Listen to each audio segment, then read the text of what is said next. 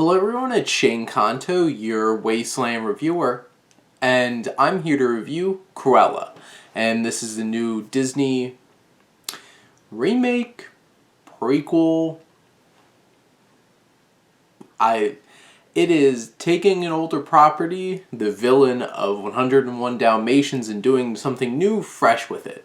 And a lot of people have been comparing this adaptation to, say, Joker meets Devil Wears Prada, and this is from Craig Gillespie, who had previously directed I, Tonya, and you have Emma Stone portraying the titular Cruella de Vil, and Emma Thompson as the Baroness, who is this famous fashion designer that Cruella is at odds with.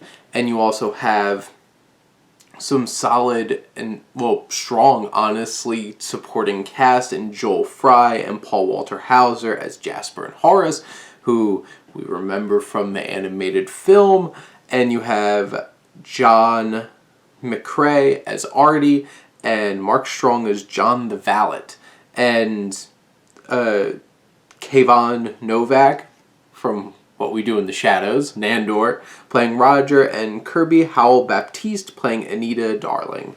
And we have all these different characters here, but really this is Cruella's story.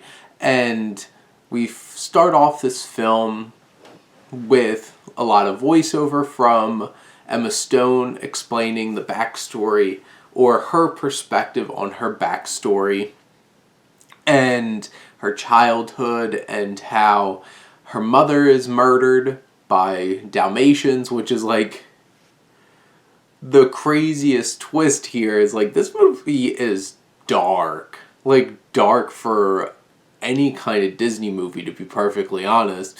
Like, this puts some of those Disney animated movies to shame, like those classics, even Bambi. Just like straight up, these Dalmatians push her mother off of a cliff, and she feels responsible and she wants to take it out on the Baroness. And she grows up wanting to be this fashion designer. She has this close relationship with Jasper and Horace, which is an interesting perspective that they give for the original film, where like Cruella is very angry and abusive, honestly, towards like Jasper and Horace, and you see that budding here. But at the beginning, it definitely seems like, especially Jasper, Joel Fry's character, might have some feelings here for Cruella. And then Paul Walter Hauser is just a blast as Horace in this film. He's just completely committed, and Emma Stone is just eating every second up as Cruella, especially when she really falls into her persona and she has all these crazy designs and dresses made out of garbage, a la Derelict from like Zoolander, and she just has this swagger, this presence about her, and when she's just being herself, she's still very charismatic and draws us into her story. And you have Emma Thompson, who's just killing it as the Baroness. She's larger than life. She is so abusive. She is so manipulative. And she just owns every second of it. And this film has a lot of style to it. The soundtrack is like a who's who of great hits. And I've seen some people say that the soundtrack's a little overbearing. I thought it worked perfectly well in this film.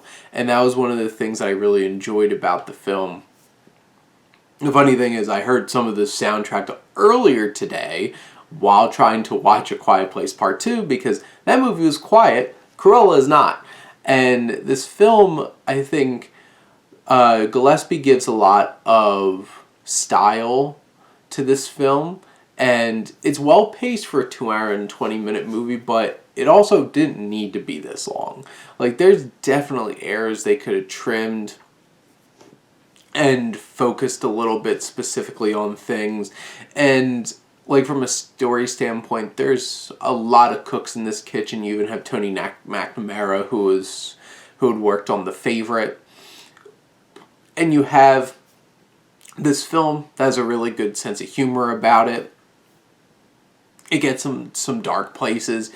It has a very punk kind of feel to it that really fits well and is consistent. Just that punk mindset of rebelliousness. And there's some revelations that we get throughout the film, especially towards the third act of the film, and how they're portrayed as like obnoxiously expositional scenes that are just like, well, let me tell you what happened. And just like blah blah blah blah blah blah blah blah blah. And like some of those things I wish there was a little bit more finesse, and especially as the film goes on, there's starting to be a little bit of a reliance on not fully connecting with logic, and you start taking things for granted just for the sake of the story to play out how they wanted it to. And in the end, I had so much fun with Cruella. My expectations were for so low for this, but it turned out that this was a lot of fun, and I was happy that I got to see this film. I wound up doing the premiere access, so it's right there on my Disney Plus account, but this definitely would have been fun to watch in a theater as well. Just probably wouldn't want to eat or drink a whole lot at the beginning.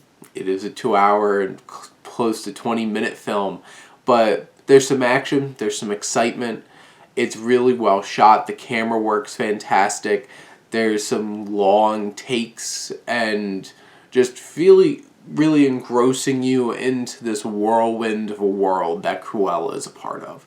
But those are my thoughts on Cruella. Let me know what you think, and let's talk some movies. But thank you as always for tuning in and supporting your Wasteland Reviewer.